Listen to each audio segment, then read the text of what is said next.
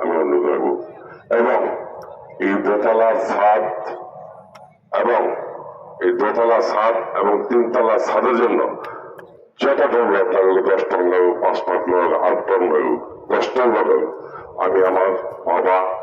আমার মার নামে, আমার স্ত্রী কিছুদিন আগে মারা গেছে, সকলে জানেন, আমি 2 জন আমার চাষা চাষি বংশদর্শ এই 2 ঘরে যা এই কবরস্থান সৃষ্টি থেকে আজকে পর্যন্ত ইন্তেকাল করেছেন সকলের নামে আমি এখানে 10 টন লাগুক 12 টন লাগুক আমি এই হাফিজিয়া মাদ্রাসার জন্য আমি রড নিয়ে 2 তারিখে থেকে আপনারা রড আনা শুরু করবেন। সেটা আমার ছেলে আছে মোহাম্মদ নাসিমউদ্দিন শিপু, এই শিপুকে